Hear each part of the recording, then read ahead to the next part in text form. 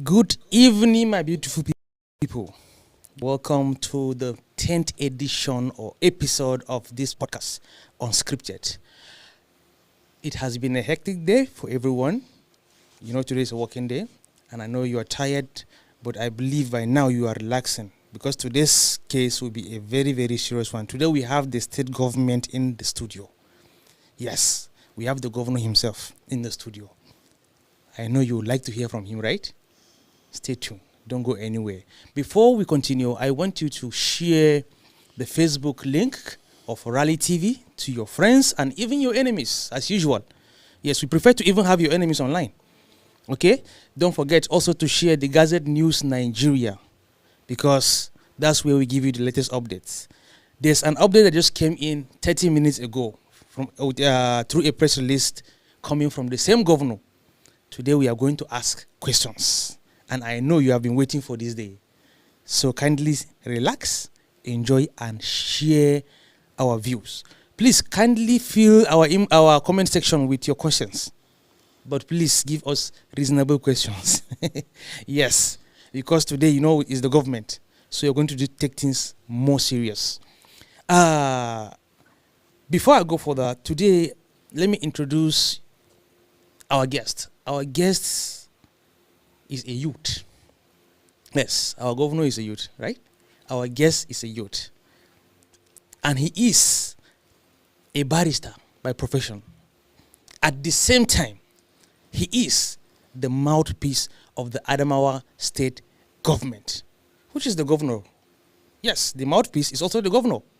He is no one but barrister leader Leneke. Barrister, you're welcome.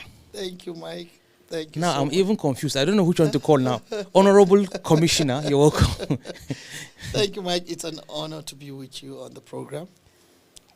Nice having you, actually. Thank you. you. It's been long. We saw somebody on screen like this. Oh, well, I'm honored. I'm grateful. Thank you. Let's start Yes. softly. Let's start softly. No. How? What has been your experience within this first month in office? Okay. It's been kind of nice. It's been kind of really different from what I am used to. My usual day-to-day, what I'm used to, activities and all that.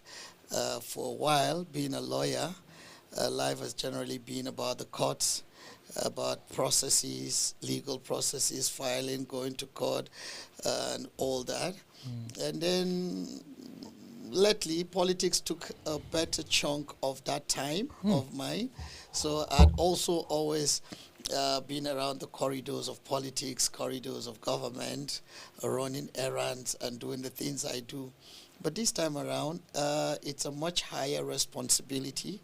It's a much higher calling, so to say, that places a lot of burden on you. Burden not only because the work or the job is difficult, but because you know you hold a lot in the sense that so much depends on you. You rightly introduced as saying the spokesperson, the mouthpiece of government.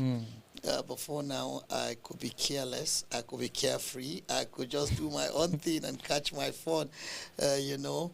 But now every single statement I make, I have to also calculate and be careful that it could be misinterpreted or it could be subject to interpretation and all that. That's why you will find out even my activities on social media is now measured. It's now very, very limited. I have to be careful because I'm no longer my own person. I'm not just a person of myself. I represent the entire state, the government of the state, and you must also remember that means the entire state because government is the people, Exactly. and I represent the people. So whatever I do and say, I have to. So that puts a lot of challenge in that direction. But overall, the new role has been nice. It's been humbling. It's been a great honor to be in this office. Yes.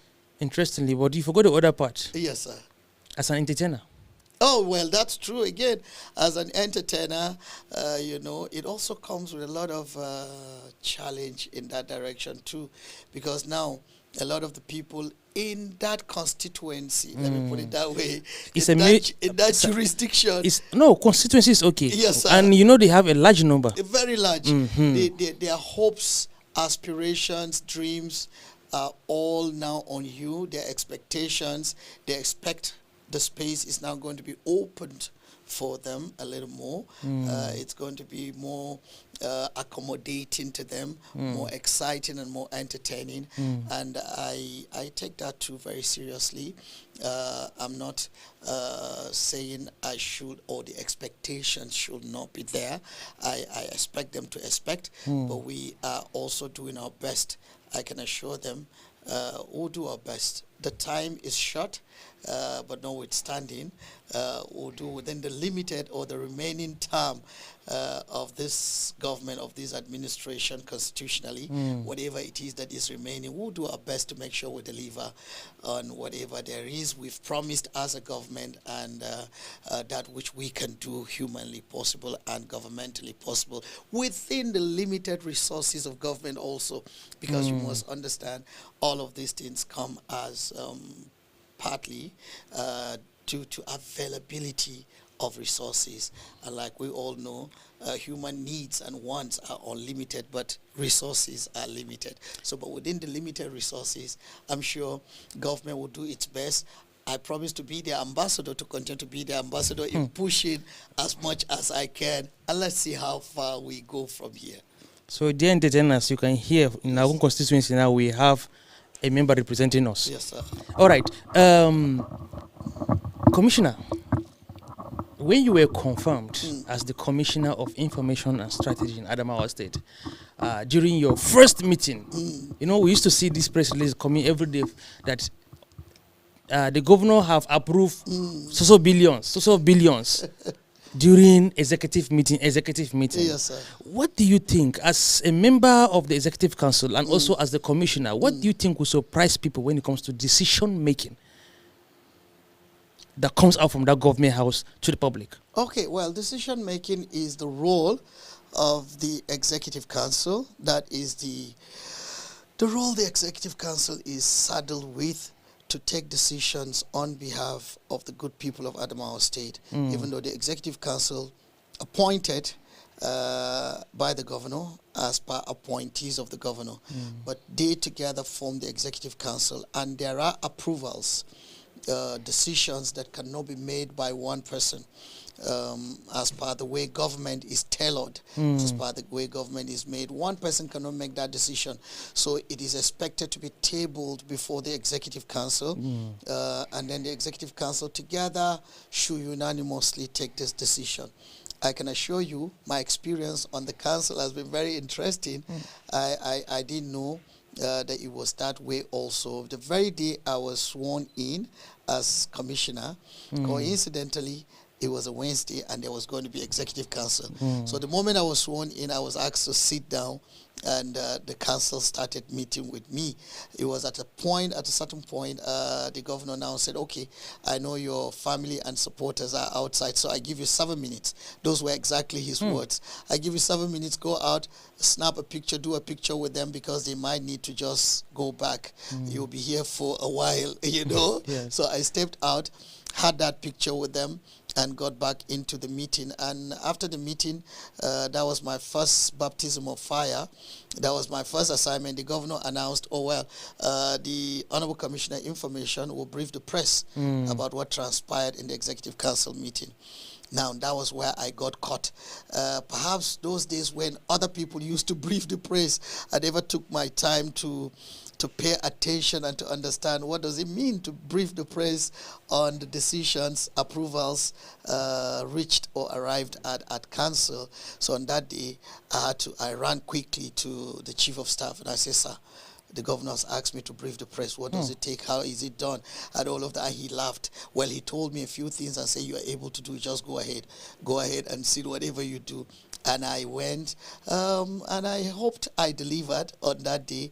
And since then, it's been so far so good. But the council is a very, very serious-minded council.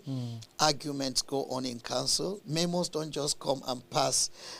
Memos are scrutinized. In fact, they are scrutinized word by word, line upon line. That is how council scrutinize its memos. If it is figures, figures are seriously considered and examined before approval is given. So when people hear the council has given approval, that's why you go into council meeting that starts probably at 10 or 11 o'clock and you have not closed until 4 o'clock. You wonder what are they doing. You would think they're just there taking tea, and maybe that was the mindset. And chicken. And chicken, that was the mentality I used to have. But it's serious discussions, serious debating, sometimes serious arguments. In fact, sometimes some of the memos could be debated upon to the point that the man who is sponsoring the memo, the ministry that is sponsoring the memo, will be asked to step the memo down for the meantime, withdraw the memo and do some additional work on it, because the council looks at the interest of the state and its people. It's not just about a yes sir, kind of council. So that's just the responsibility. It says the council is interested in the interest of the people. That's true. I'll keep that for now. All Later, right. I'll bring it back. If I were to bring 10 local people here, ordinary people, into the studio, what would you say is the single biggest misconception that people have about the administration of Governor Ahmadu Umaru Fintiri? Well, people have a lot of misconceptions that I can tell you about Ahmadu Umaru Fintiri, but sometimes I think the biggest, in my own thinking, if you bring local people, at the moment, I think the biggest misconception that people have had is with the recent primary elections. Primary elections of the party that came. So many people bought nomination forms, paid for nomination forms. As you may be aware, I paid for nomination form. Eventually, I was negotiated with. I am trying to find the right word to actually capture that. And I was asked, His Excellency would like to have me on his executive council. And I tried to argue it, but eventually I said, well, in politics, one of the words you must learn, the most important word, in fact, that you must learn in politics is loyalty. So when your boss asks you to do a thing, you're loyal. So I went back and I said to the man that had been asked to come speak with me, I say, I am loyal. And whatever His Excellency will want of me, I have accepted it in full confidence and in full faith.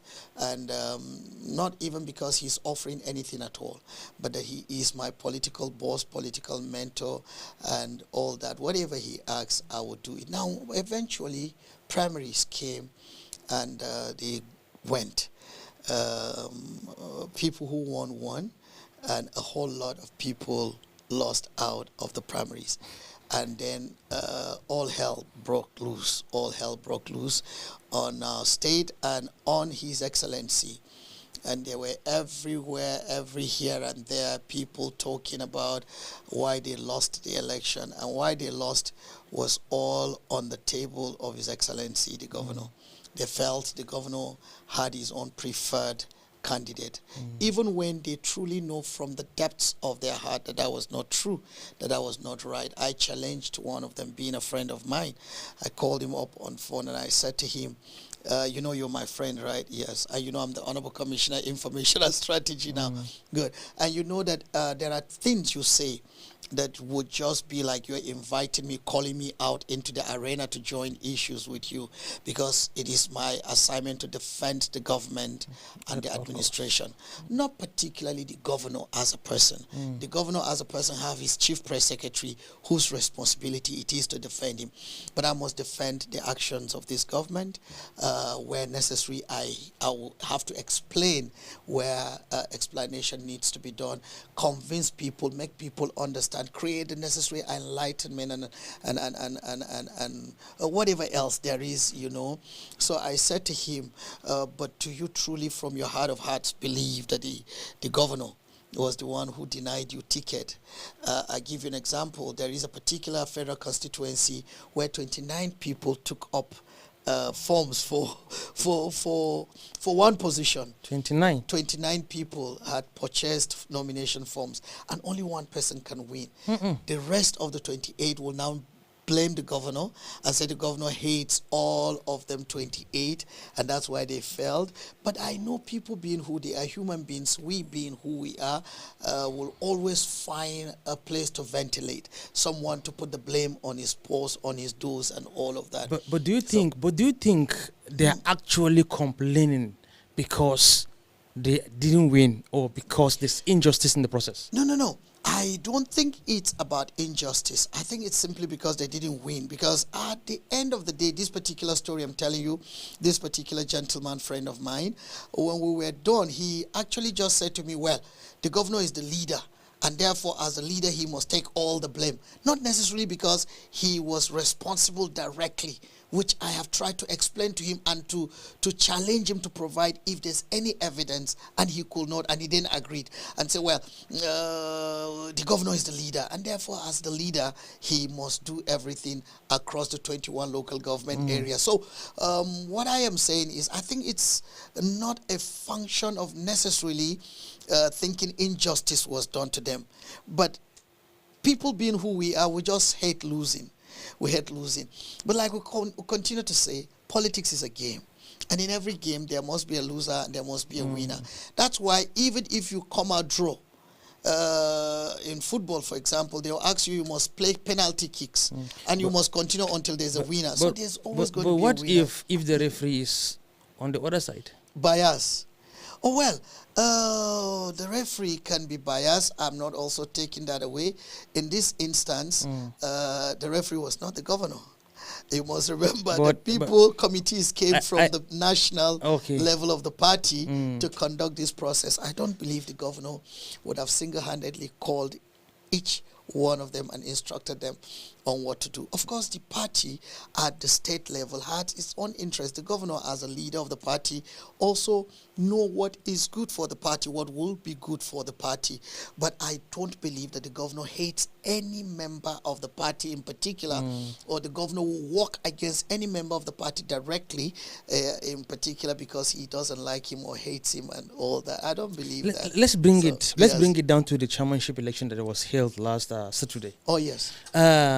You were talking about the irregularities and other things. How That's come PDP won all the seats? That's easy. I can explain that. Despite the governor being a member of the APC. Yes. With all the stakeholders they have been boosting off. All the language of the boosting. Yes, we have this, we have that, we have this. Then how come? Don't you think there are things that are hidden that the Adamawa citizens are yet to know? All right, let me take a little time to explain. Firstly, up until very much recently, this was a PDP state. What it then means is, and for a very long time, it has been a very, very PDP supportive state. Exactly. What it means is that the psyche of the people has always been PDP. The support of the PDP people have continued to be PDP. This is the first time we're really putting APC as the ruling party to test in an election. So that is number one. Number two, you must also agree and accept that when elections are going to come, communities, local governments present some of their best candidates for election. And because it was a PDP state at the time, most of the people who came out to contest under the flag and the platform of the PDP were probably by far some of the best candidates you could find across these local government areas. In fact, those who picked up nomination forms in other parties were just people who, to fulfill all righteousness, let's just go pick up forms. I'll get to that, Mike. I'll get because to that. I don't understand. I cannot go and buy a form when I'm not ready for it. No. Because these forms, for example, in the PDP, the forms sold for 10 million naira. At the time, House of Assembly. Yes. Chairmanship. Yes. But Other parties, I'll take you there. Other parties sold their form for 500,000. So there were people who, there's this thing we do sometimes as politicians. Let me start my politics. Let me start advertising myself, selling myself, getting to be known, and all of that. So you could find that the disparity between the PDP aspirants and that of the aspirants of the other parties were quite very large. I'm not conclusive on that yet.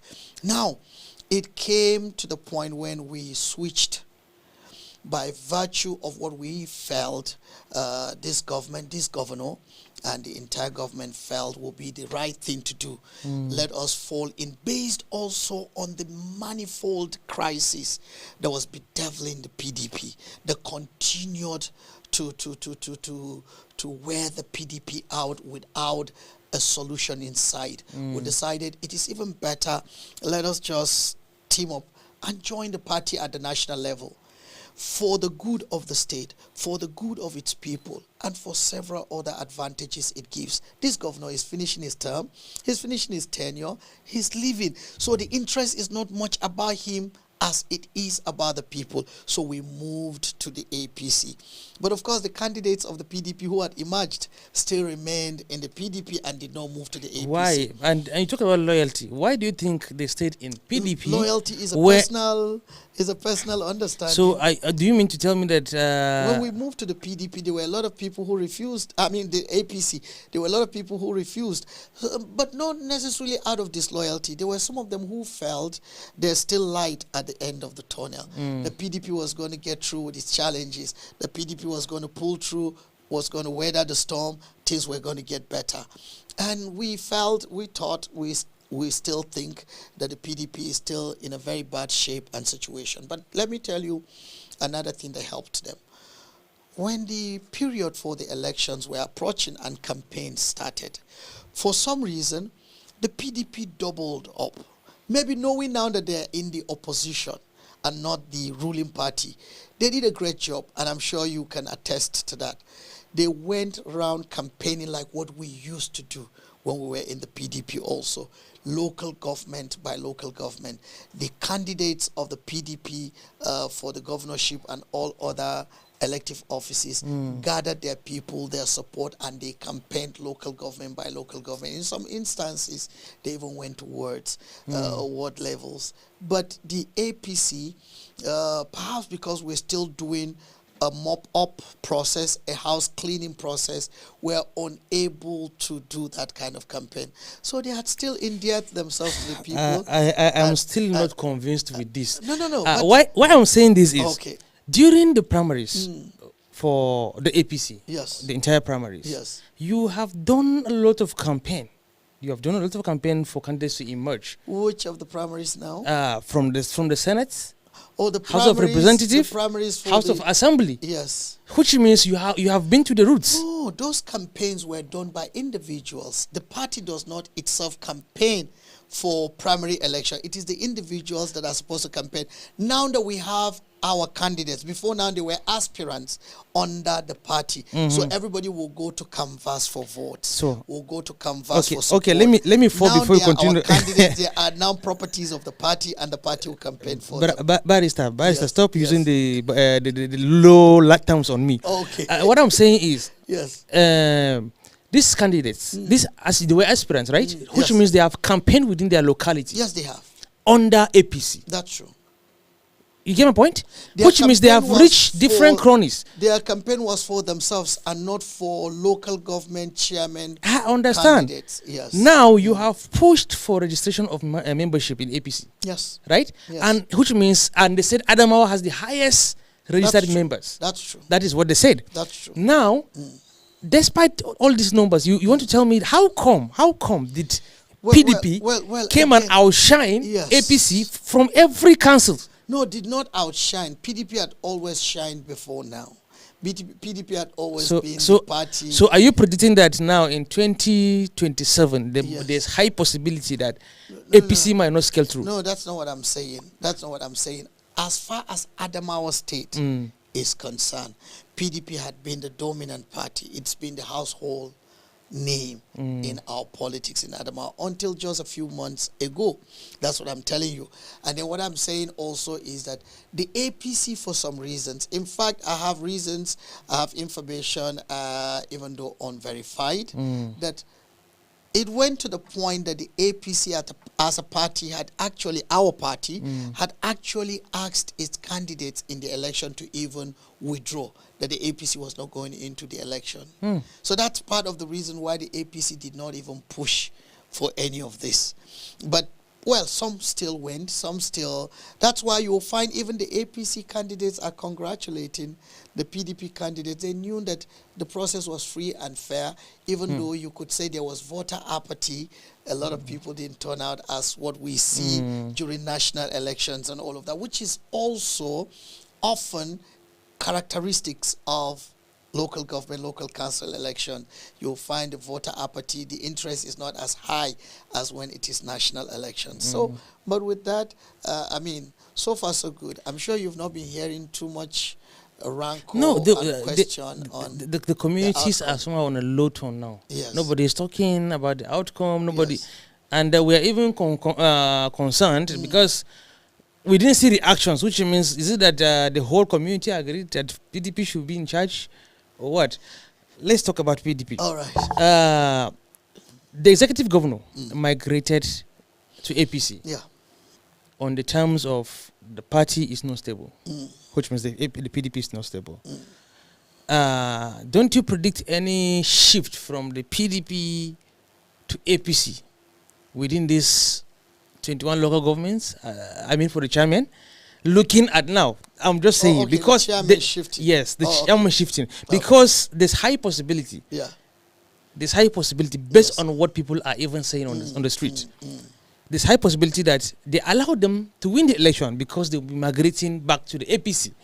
Well, that will be people's assumption, and people have a right to assume. People have a right to their thoughts. They have a right to, in fact, right of expression. It's constitutionally guaranteed. Yes. So they can do that. But the facts is what we should be looking at, and the facts speak for itself. For now, the APC have lost elections across the local government, the 21 local government areas of the state, and we have accepted the outcome.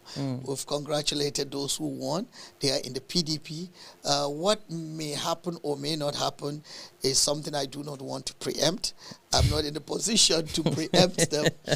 I've not had any such meeting with them about them moving. Now you have turned to real honorable now. You're playing the politics very well.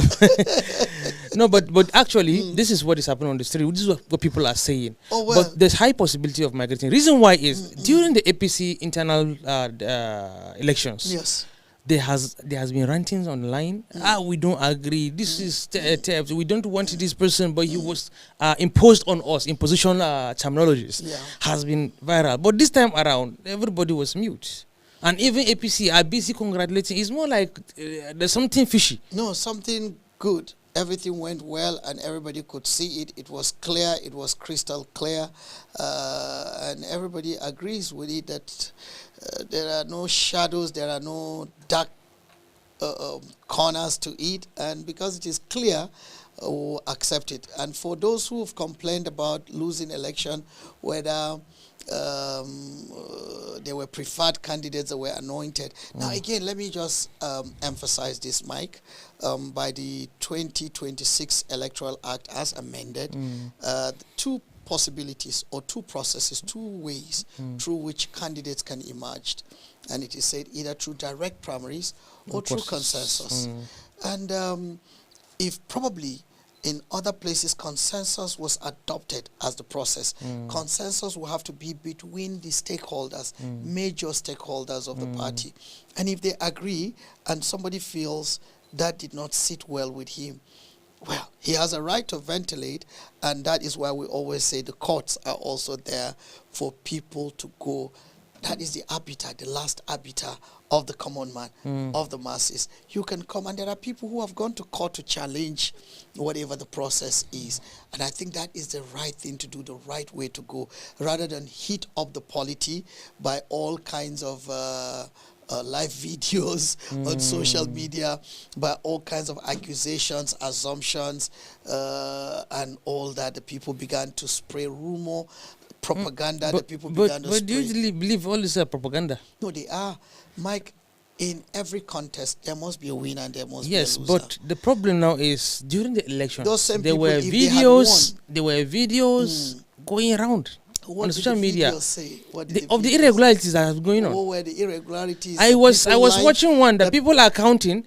They will count you 1, 2, 3. You go Yes. through the back again. Still come back. Join the No, line. some of those things are dramas. Some of those things are not even within Adamawa State. Well, some of those things are in other places. this that is were serious. Not, yes. Some of those things were not for real. Mike, I was there. I was in my own local government. I participated in direct primaries. My local government was direct. That's why there's not been any complaint from my local government on who won and who lost and all of that. Everybody accepted it because you had your agent. I know there are some places probably, but then who do you blame? Is it you who didn't send your agent, or your agent who didn't do his work and all of that? But if there are people who have genuine complaints, and that's what I'm telling you, I am not saying totally, completely, there will not be genuine complaints. I'm not saying politics is not, even in church people complain, even in the mosques people complain, not to talk about politics. So there will be people who will be disgruntled, who will be dissatisfied with, but there is a proper means and way of ventilating your anger and not heating up the polity. By the time you heat up the polity with your false narrative, your propaganda and all of that, it does nobody good, not even yourself and not us. I mean the government, that's what I mean now. It does nobody good. Remember, politics is continuing. You might come back tomorrow again. So be careful. The bridges you're trying to burn now, you might need them to cross over the next time you're coming back again. Before I get back to you, Yes. I want to communicate with my people because I'm not alone. I have thousands All right. and millions of people from the globe, entire globe. Yes, sir. Guys, please don't forget to share the Rally TV page. Follow, like, share, and comment. Make your comments. Send your questions. While doing that, I will still get back to Barrister, who is currently the Honorable Commissioner for Information and Strategy in Adamawa State. Barrister, you know, the social media has become a battleground now between citizen and the government. Yes, sir. Does your government genuinely listen to criticism, or they are busy celebrating praises? Oh, wow. I'll tell you for free that His Excellency, the Governor of Adamawa State, the Right Honorable Ahmadu Umaru Fintri, is a social media savvy person. Somebody who follows the social media very, very well. Sometimes I even wonder how he gets to have that time. He follow people's comments. I have had personal discussions with him on commentary made by people on social media, and he has asked questions because, tell you the truth, there are some of these things people raise, and that's why you cannot take the place of social media anymore. The social media has come to stay. It is a part of us. It is now part of our culture. It is part of our media space generally, part of our communication system. And we like it because sometimes it draws the attention of government to areas and things government may not necessarily be aware of. Do not assume the government knows everything, or the governor as a person knows every single thing, because there are certain things that he must be briefed about. As much as the Right Honorable Ahmadu Umaru Fintri as a governor is a very, very knowledgeable person, very vast in understanding almost everything that goes on in this state and around the state, but there are issues that he also sees on social media, and tell you the truth, when he sees them, he gets concerned about them. There are a lot of things that have been done today because they were on Facebook, because they were on TikTok, because they were on, either X and all of that, that government saw, or the governor, should I say, saw it and felt there's a need to reply, to answer, to solve that problem which has been raised by people. So let me say, social media is welcomed. We don't have a problem with social media. It's given citizens an avenue to ventilate, to be able to speak out. It's become a medium where everybody probably have access to be able to ventilate and speak, and that is good. Freedom of speech, like I say again, is constitutionally guaranteed. Citizens should be able to speak. You cannot muzzle them, and we're glad citizens are speaking, and government is also listening, and I can assure you government is also responding. That is why this is one of the most responsive governments to have ever been witnessed in the history of the state. And I say this with a sense of responsibility, with all responsibility. I've been around for a little while. I can tell you that I have seen the government of Abakar Barde. So from Abakar Barde, those who know Abakar Barde to now, I've seen the governments, all right? And I can tell you that of all the governments, you give credit to Abakar Barde, you will give credit to Jonah David Jang as a military governor during his time in terms of developmental strides. But all of them put together, all the governors, nobody has done what Fintri has done in his single term of 7 years now, because we've not even hit the 8th year. And this is going to be another year of work, I can assure you. Okay, now you just said that the government listens to criticism. Yes. This brings me to the current press release has been released recently. Now, within last year and this year, there have been several demolitions, revoking of lands, and so many other things. What can you say about these 3 specific places I'm going to list out? First, the suggestion, the criticism that went ahead based on the development that the Governor Fintri brought in State Secretariat for creating the International Conference Center within the State Secretariat space. People were saying that since he wanted to really expand and make Adamawa to look great, why didn't he shift that project to a place like Malkohi? If he's talking about securities, there are soldiers there.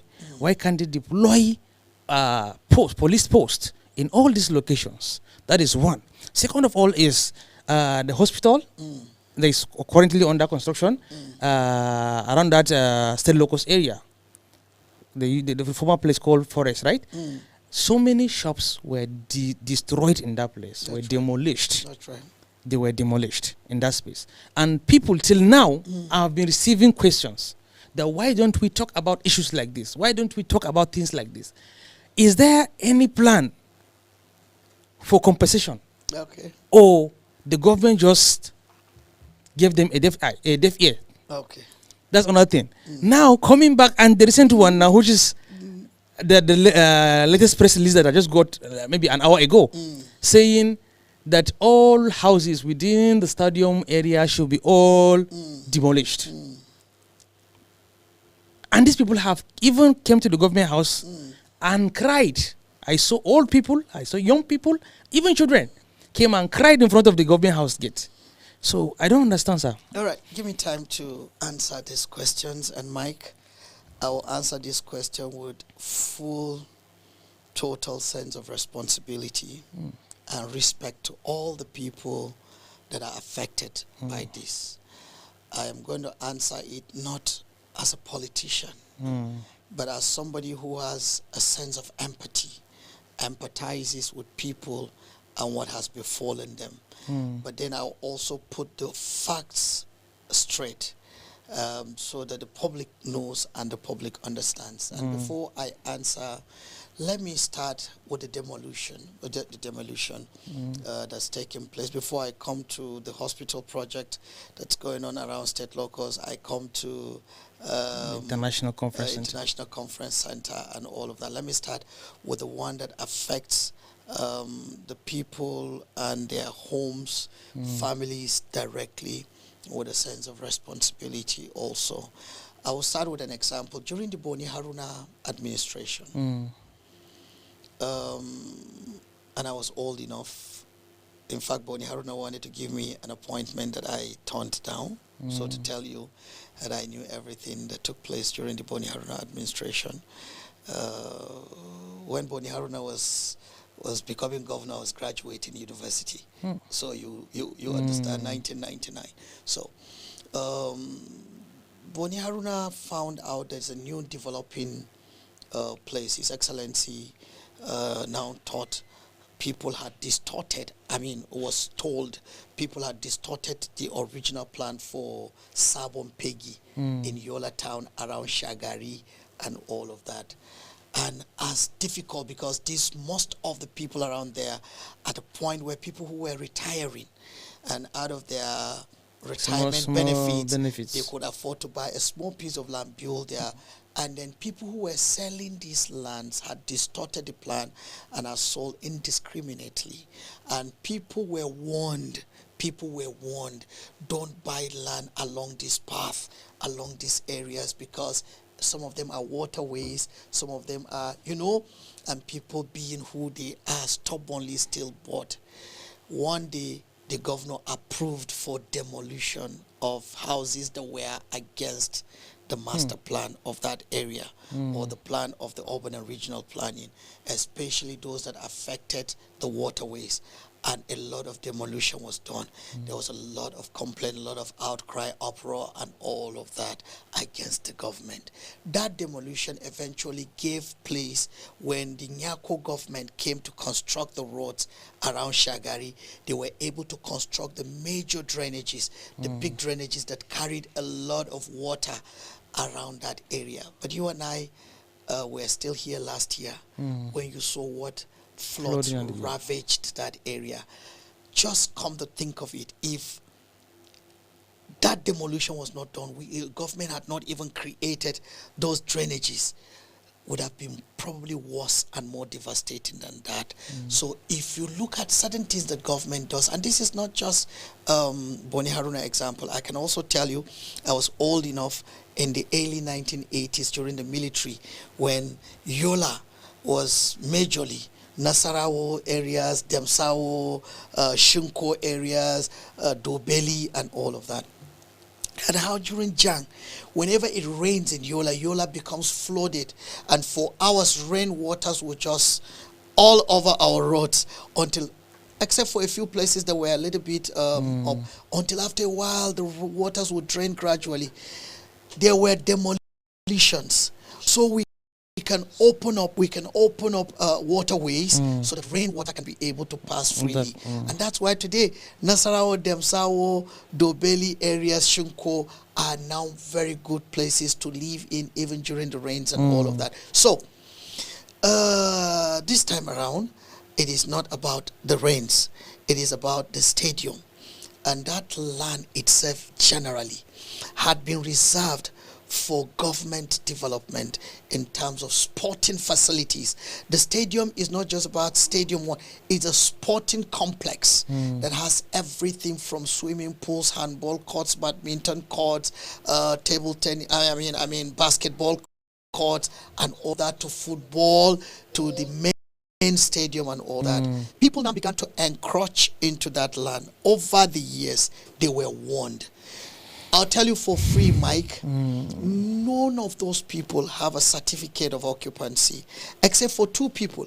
In fact, the two people fraudulently, and I can tell you this with my full chest, acquired their certificate of occupancy just only recently. One of them was only about 7 months ago that he got, because he rushed in an attempt to, because he knew, even when he knew demolition was going to come, he began to construct very speedily and then went and sought for certificate of occupancy. Now, these certificates come in a bulk. Sometimes you probably are unable to determine each one, where the location and all of that, and where approved and all of that. These people had been warned. They have been told this is land for the sporting complex, and they refused, bought lands from Meangwa, from fraudulent people who, and today they are reaping the consequence of their stubbornness, the consequence largely of their refusal to do the right things and all of that. The sporting complex is a masterpiece. It's a monument. It's something that is for the general good of the state. Sporting development that will host sports activities for not just the state, but in fact for the nation. We should be able to host the sports festival. And that is what the sports complex is going to do. There should be swimming pools and all of that, training grounds and all of that. The governor had no choice but to do that. There is what is called in law overriding public interest. When public interest overrides personal interest of a few individuals, we cannot be at the mercy of a few individuals. And I say this again with a sense of responsibility. The entire state, the entire community cannot be at the mercy of a few individuals. I have friends there whose houses, I was at the place together with the governor today, and I have friends who are affected through this. But you cannot mortgage the future development. You know what sports is today, and how sports is a big earner in terms of economy, in terms of whatever. And for our young people, you can't just mortgage it because a few people have decided to be out of line and out of order and put their houses in those places. I sympathize with them. It's sad, but that is the situation that we found ourselves, and that is why the governor has asked that those houses be demolished. But I can assure you that this governor is a listening governor, a responsible governor, who will be very willing to pay compensation, because people who acquire these lands legally, rightly, will be compensated rightfully also. This is it. But the 1978 Land Use Act gives all land to the governor. And it states also that government can withdraw even if you have the right certificate. The certificate of occupancy, even if you have it, the governor can decide to withdraw it for what is called overriding public interest. Now, that is where the state locus project also come into question. The project at the state locus is partly by donor agencies and organizations, and they have their terms. They have certain requirements. The kind of hospital they want to build must be within city center. I can assure you the governor had offered them places like the Malkoi that you're talking about, where they can give them as much land as they want. They said no, it has to be within the square meter, within the radius where it is easily accessible. And when government looked at every other place else, this was the most suitable place, the only place government could put, because we had a lot of space that belonged to government. And I also assure you that a lot of the people who built what they built around that place that were demolished, that you're complaining about, with all due respect to them also, there were some of them that do not have the right certificate. Government did not now, give them those lands. Talking about this certificate, because based on what I got from my people, yes, they said some of them had certificate from urban planning. Is close to them. Okay. Urban planning is close to them. Okay. Why is it that when they were trying to do these constructions, the urban planning didn't cancel them at all? Okay. They didn't give them the X that we used to see on walls. Yes. Okay. So what's really happening? Okay, let me explain to you. The urban planning, fortunately you mentioned that the urban planning does not give certificate of occupancy, unfortunately. Certificate of occupancy comes only from the governor. It is processed by the Ministry of Land and Survey, sent to the governor. The governor is the only man empowered. He's the only one with the power to sign and give you a certificate of occupancy. Some of them have all kinds of title documents. Me Angwa title document. You know, that land is a city center land. So a Me Angwa cannot give you. Me Angwas are allowed to give you land in rural areas. Some of them have a right of occupancy, RFO, which is given by the Ministry of Land and Survey also. But the highest document is the certificate of occupancy. The role of the urban planning is to regulate. For example, to make sure you are in line with construction regulations. If you're going to construct a wall, you're going to construct fence, that is where the urban planning comes in. So, but not so don't you think now, since their own is to regulate, by Xing all the buildings that are not in line with the state design or the master plan, don't you think they would have stopped them at early stage so that they wouldn't even waste their resources? No, don't misunderstand me. I didn't say the buildings were not in line with the master design. Okay, I'm only saying the buildings that were built, they were around the forestry. The forestry belongs to the government. Yes. And I do not know some of them who gave them the title documents that gave them title to the land. To the lands. Where they built. Now, they did not get out of line. No, they did not. They built according to the right building permits and all of that they were supposed to build. So the only thing is that some of their them documents, had faulty documents. But secondly, overriding public interest, even if their documents were right, for the general good of the public, government have the right to revoke all those lands and even the titles. Their only recourse is to compensation. Okay. They can be compensated. Before I go to my Facebook community, there are so many questions there on my Facebook community. Okay. I would like to ask you, Honorable, your organization, yes, or let me say your ministry is yes, in charge of orientation.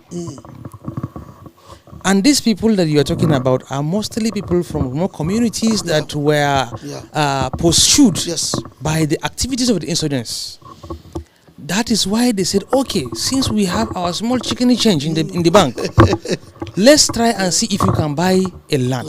Now, because of lack of orientation, these people are not that much educated as you think, as you might think. They are not that educated. They came to the Maanguas, and Maanguas offered them, if you are to take legal actions, the Maanguas have to be taken into consideration. Yes, sir. You get it? Now, they issued it in that land because I am now in a mess and I want to save myself. That's right. Within that limited time that I have. So why can't I, if I pay for that land, start constructing, and nobody came to even say one or two things to me? That's right. On a normal ground, if I start building, the ministry in charge of this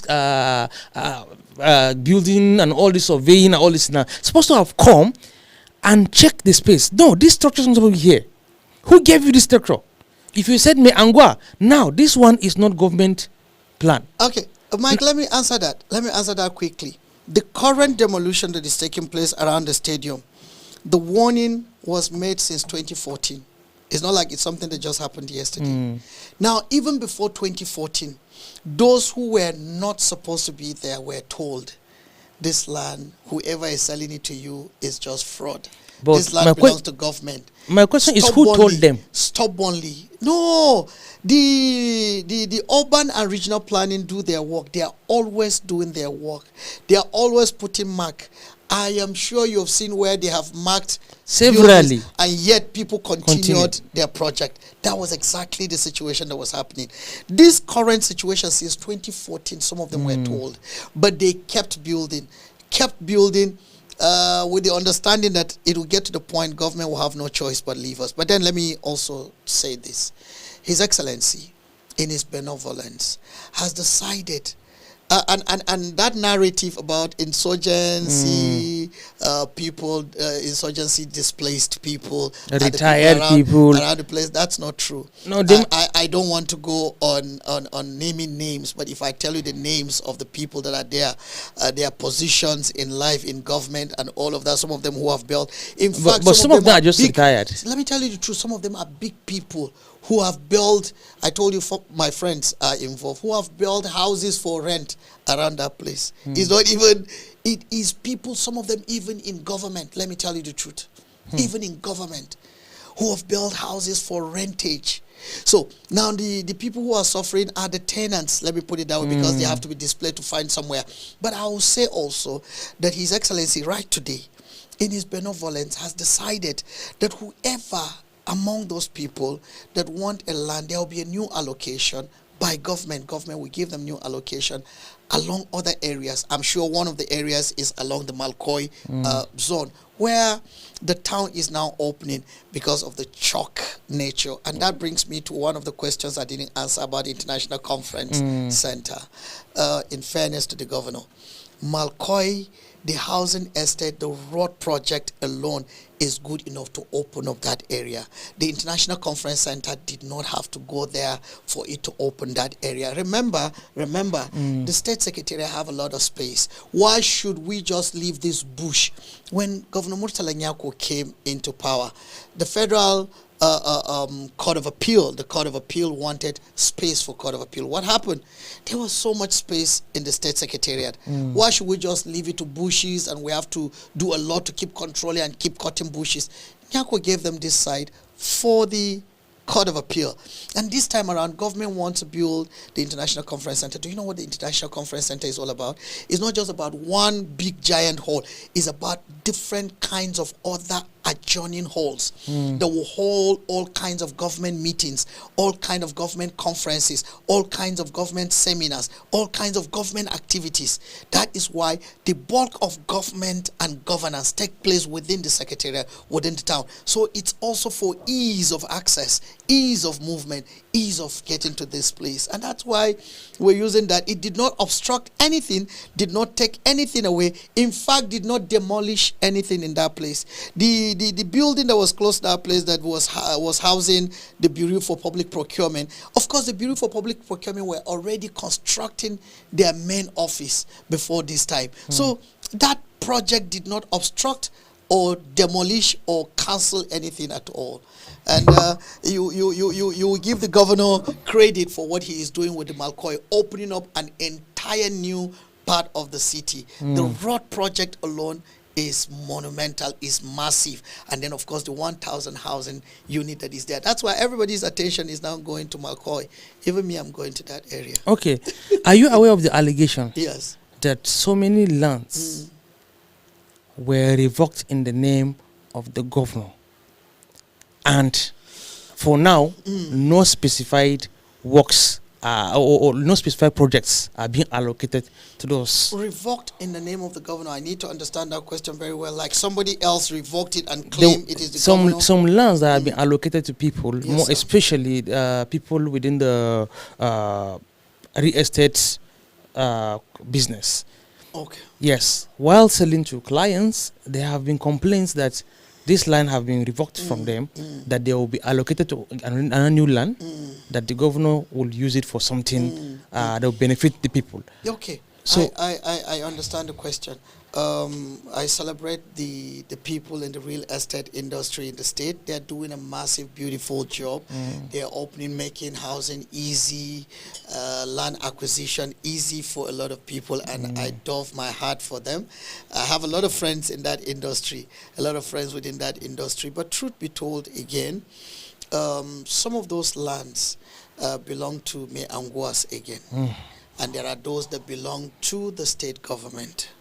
There are parts that Meanguas have laid claim to, even when it is not their land. And sometimes the gentlemen who are involved in real estate and all of that will come, acquire a land without following up and doing what we call your due diligence, proper due diligence. You need to go to the Ministry of Land and survey, search, conduct your search very well. Let the files for this land be found, and you'll be told who really owns this land. I've had, as a lawyer before now, I've had reasons to settle, to have cases to do with some of the land around Malkoy and all of that. But no, honestly, I do not think the governor needs to tell anybody to revoke any land on his behalf in the name of the governor or for the governor as a person. I hope they're not. No, not as a person. Oh, okay. For the government. But as the governor, all land in urban areas are domiciled in the governor. Let me tell you, they are not even domiciled in the government.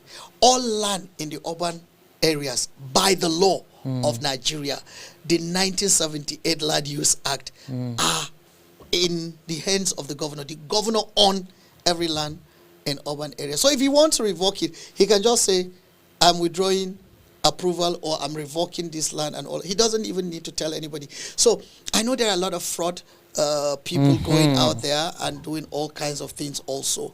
And I'm not arguing that. Even within the Ministry of Lands and Survey, there are land officers of government who are doing a lot of shoddy deals. Before now, I'm a lawyer, so before that I've had a lot of cases that have defraud other people, intimidate other people and doing that. But then that is a general reflection of the society in which we live.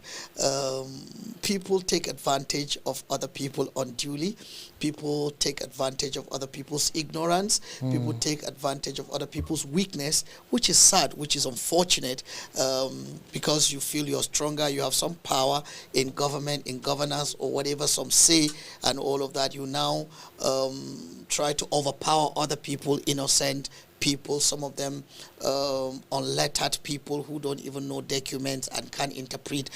People make fake documents to intimidate people. People pay security agencies to help them intimidate other people, unfortunately. But as much as these issues and cases get to government, I can assure you government will address them, take them head on. But government will not be everywhere and do everything at the same time, sadly and unfortunately. So which means these ones, they should just wait till when the government is ready for them. No. What I would say, not just wait.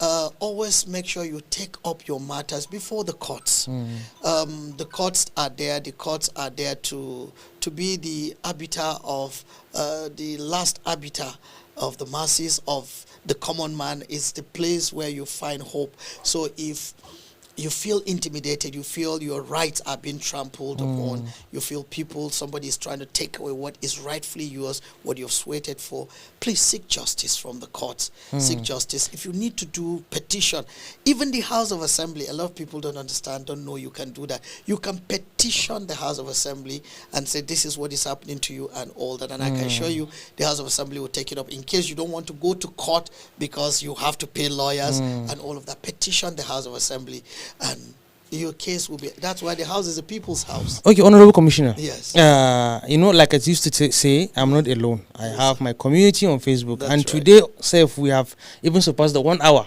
But we have to hear them. Yes, I cannot just let you go like this. All right. We have to hear from them. You have to answer what they're asking. Yes, sir. Let me start with Socrates. Socrates Godwin said, "Is there any allocation for the entertainment, filmmaking, music, comedy, etc. within the state, either from your office or any government office within the state? If yes, how do we access it?" Actually, previously, the past government, I was able to notice a particular directory said for films and censorship, right? So, can you help me answer this question, please? Beautiful. When I came into office, in the Ministry of Information and Strategy, there are basically 4 departments. We have a permanent secretary. We have the Directorate of Information, headed by the Director of Information, Director of Administration, Director of Planning and Strategy, and then Director of Finance. I had also inquired about some other things, and I found out there has been approval for the ministry to have a directorate of film and censorship. So we have that approval, but we're yet to establish that directorate. We have an approval to establish a directorate for archives, to archive all forms of activities of government, information of government, and all of that. Archiving is poorly done, I must confess to you, but that's also because you would need a lot of facilities to really archive things very, very well. But like I say, we have the permission for that question that he's asking. We have the approval to establish the Film and Censorship Directorate, and we are working towards that. There are provisions, there are requirements before you can establish that directorate, the number of staff that must be in that directorate, and all of that. And we're not just trying to look for staff. I've been briefed on that, and I've discussed this with the management of the ministry. We're not just trying to just get staff, we're trying to get ably qualified staff, people who understand what we're talking about when it comes to film and censorship, because it is quite very large and very profound. So when that is established, and we hope to establish that in a couple of months from now, we're working towards it, when we meet the criteria, because this is civil service. Civil service has bureaucracy. Bureaucracy has requirements. There are things that are required of you, you must meet before you're able. It's not just like us politicians. You can wake up today and say, okay, I start this, I establish this. This is civil service. You must meet that, and then you'll be given the final approval to start it. And we're working on that. We're working on that. I want to assure them that is the plan of the government. But you must also give the government of His Excellency, the Right Honorable Amadou Umaru Fintri, some credit in terms of promoting the media space. It's a media-friendly government. It's an entertainment-friendly government that has promoted, opened the space, encouraged young entertainers. While you are giving him praise on the section of entertainment, there were some guests that we had that were bitterly complaining of not being involved. I know those kind of guests, and I'll explain to you. Okay. I'll explain to you. In the whole of northern Nigeria, perhaps apart from Kaduna and Jos, there is no state that does the state government crossover, where young people, and you know, I was always the master of ceremony, even to the last one that could not hold because of security threats. But for all these years, the governor did that deliberately, to give young people an avenue to ventilate, an avenue to entertain, an avenue to display their skills, their talents, you know, and all of that. And you know what we do? I know people had complained that we used to invite people from outside and we give more credit or more respect to them. No, those are people who have perfected their act. They've perfected their talent.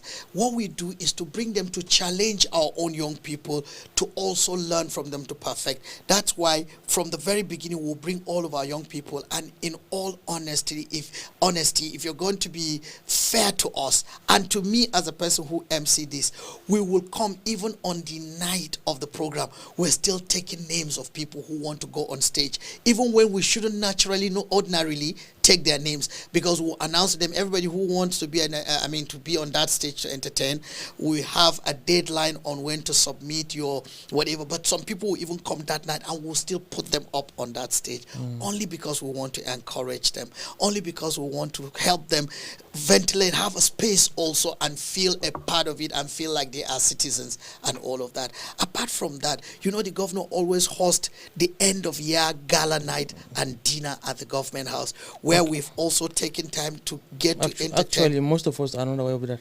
Oh, the dinner and the gala night? Yes. Oh, it's strictly on invitation. That's true.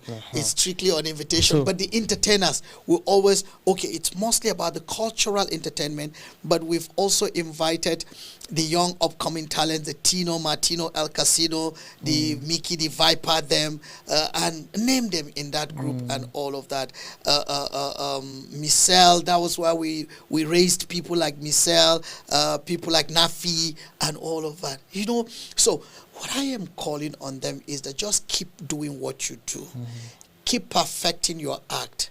Keep getting better at your act. And when you are good at what you do, you cannot be ignored. Nobody can ignore you. Who will find you? These boys that did Arusa. Let me give you my story with Arusa boys. I went on Facebook, and then I saw some boys. They were in one small cubicle, like a studio. They were singing Arusa, and then the light even went over. They were, so when I saw it, I laughed. It was a beautiful song.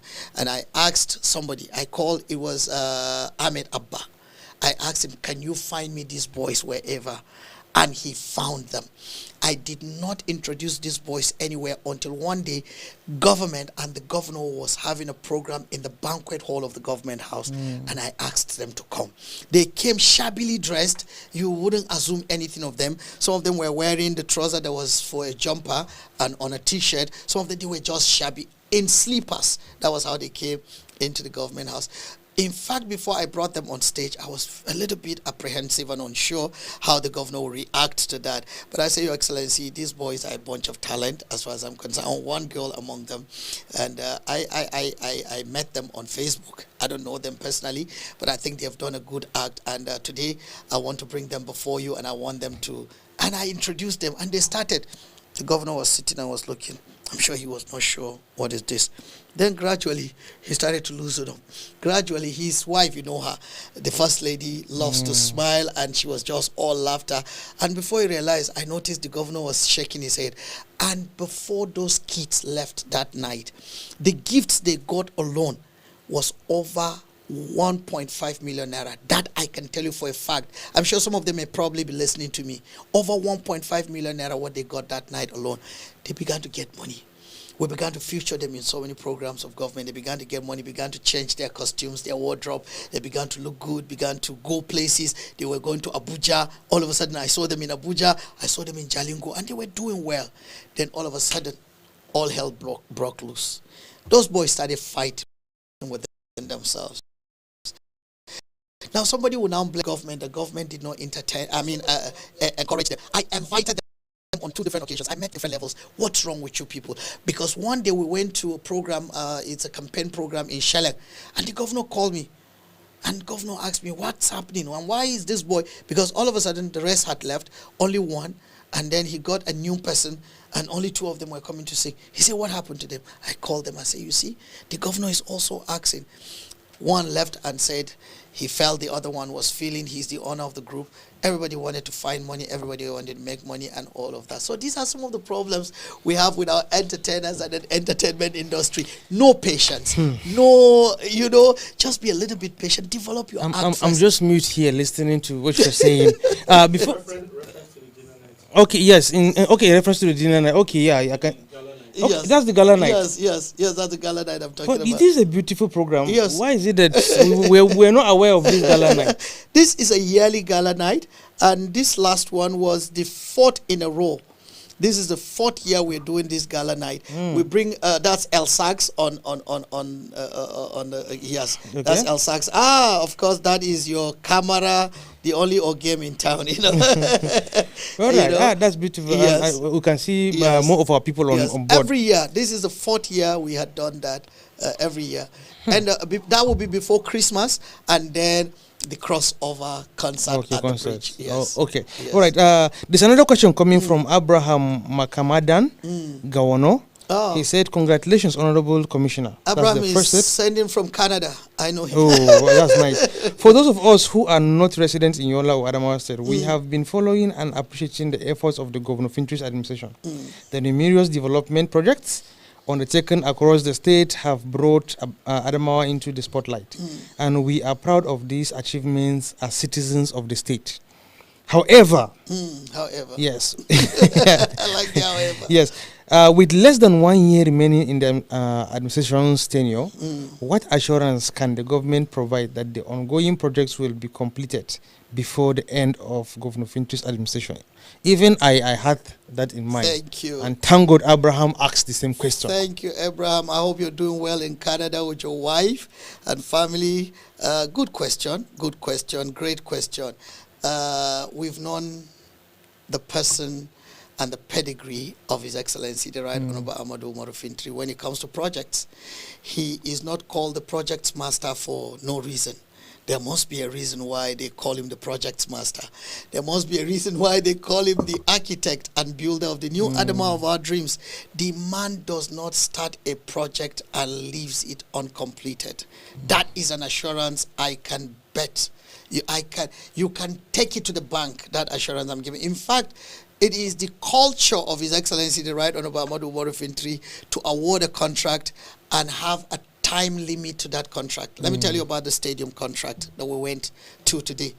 He remembered everything, and he told the contractors. He had ordered the contractor to appear before him immediately. He said this contract is supposed to be handed over this June by the terms of the contract.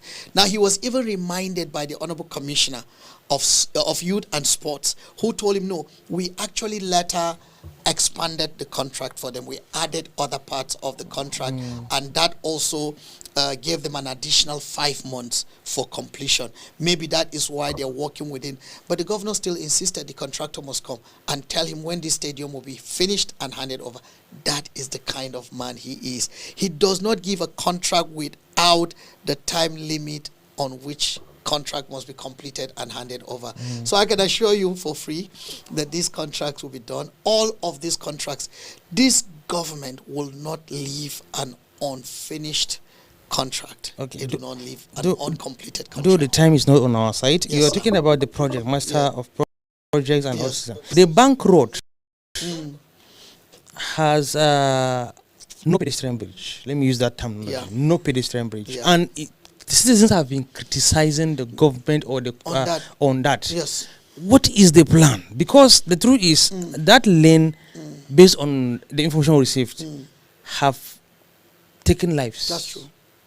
Have taken lives. That's true.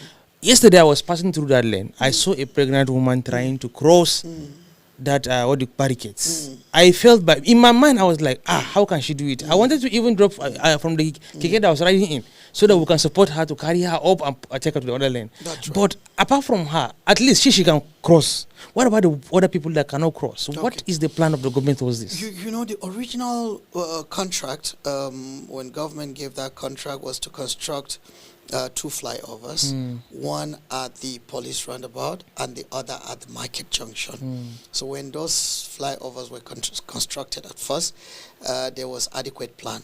There was adequate understanding of what it was going to take. And so pedestrian bridges were made, one at the Capital School, one close to what was formerly Gate 3, and then one close to the police barracks. Later, that other interchange underground idea came, which also expanded and opened the bank road. You could see that the bank road has become such that so that there is no, because of the busy nature of that commercial road, so there will be no crossing anyhow. It's been closed. Anybody who is coming from the Newman Road, let's say, and wants to go to the market and wants to go with a vehicle through Gate 2 will have to come all the way to Bekaji roundabout and make a turn before he goes there. It is deliberate to reduce all this crossing, because you must remember it's been open to 8 lanes.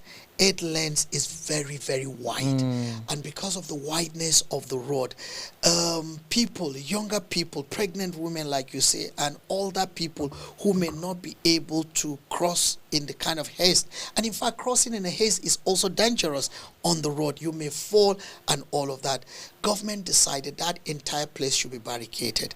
Everybody who wants to go to that other end should take the pen, if that is a pain. But that is a serious pain. Yes, but that is a safer way to do it. The pain of taking a KK that can take you around. If you're on this lane, the GT Bank lane, for example, First Bank and all of the Zenith Bank, you should be able, if you want to cross to the other place, you should be able to take the pain of using KK to go round to the other place. I don't know if a pedestrian bridge will be constructed eventually on that lane, on that part of the road. The Ministry of Works, I have not confirmed that with them. But for now, I also don't like the way people cross it. Even with the barricade, people are breaking the fence barricade. We are looking at these people. The life in Nigeria now is not something that we should be proud of. Let's put it this way. But life is more important than anything else. What I'm saying is the cost of living is high. If KK people, if they are carrying you from, let's say, Karewa to Bank Road, it charge you around 300, 400 naira. For them to go around again and come, it will cost you like 700 naira. Or let's say 600 naira. So you see, people are trying to manage the little resources they have. I appreciate that. But if I will risk my life, I would rather take the next 10, 15 minutes to take a walk around and just save myself than making that cross. So that crossover that becomes dangerous. So let's assume this person is a civil servant, and he takes this walk, go around to reach the bank.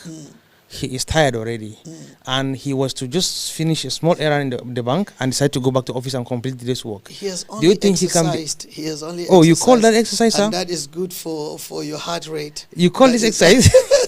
No, the truth, based on the facts, actually. No, but on a serious note, I think the risks of crossing far overweighs the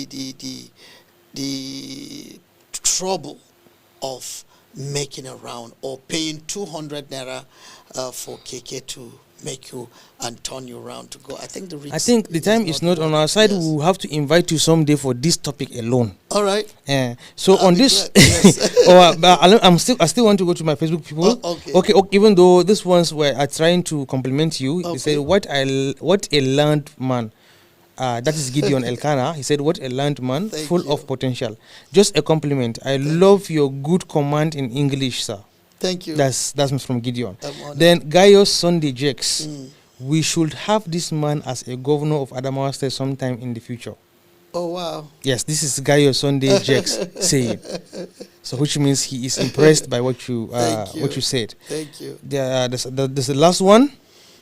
I don't know what. Okay, he said that is TJ Isaac Bazaar. He said, kindly assist me with the commissioner's OPay account. Let me send 2K for him to buy coke. So you can see the kind of comments coming from them. Thank you. Honorable Commissioner, we are glad to have you, on our podcast. Thank you, Mike. And I hope next time if we invite you to continue from where we stop, you give us that opportunity. I'll be most obliged. It will be an honor for me to come. All right. You guys are my friends, and I am honored that you taught me worthy to be on your show. I have high regards and respects for this show. I've followed your show. I've seen quite a number of the presentations and the people. I celebrate you, the careful manner you chose your people who came on this show, and all that also tells a lot about the seriousness of what you're doing. And I have nothing but best wishes for you. Thank you very much, my sir. good prayers that you continue to move higher and higher. It can only get better. Thank you very much, sir. Thank you. Back to you, my people. You have heard from the Honorable Commissioner for Information and Strategy in Adamawa State, Barrister Leader Leneke. We hope to bring him next time. But for now, kindly make sure that you have watched this video. If you arrived late, you are not yet late. You can still rewatch the video. Share the video to your friends and families and even your enemies, like I used to say. Don't forget to follow, because that follow is very important. That is where you have notifications of all our events that will be coming up. The Gazette News Nigeria is still available. Follow the Gazette News Nigeria for the latest updates, more especially updates coming from the government and other sectors of society. From now henceforth, I'll be bringing you more hot information, more especially issues that affect us within the states. Before the commissioner goes home, I used to make a request online, and since he's here today, I will just make the request directly to him. Please, I want you to help me carry this information to the governor. Correct. If possible, he should make it an executive order. Okay. That all these drainages that have been built, well constructed, he should enforce it that every household that drainage pass through should fetch out all the trash in that drainages. All these people constructing houses that are putting sand inside that place, they should remove it, because flooding is not a friendly thing. That's true. The next flooding that will be coming will be much more dangerous. Please, he should take action. Why I'm saying this, because the questions I asked earlier on was, do you people accept criticism? I've been mentioning this on my podcast, not once, not twice. But because I'm concerned, I'm also a climate advocate. So I'm much more concerned about the health and the lives of our people and their properties.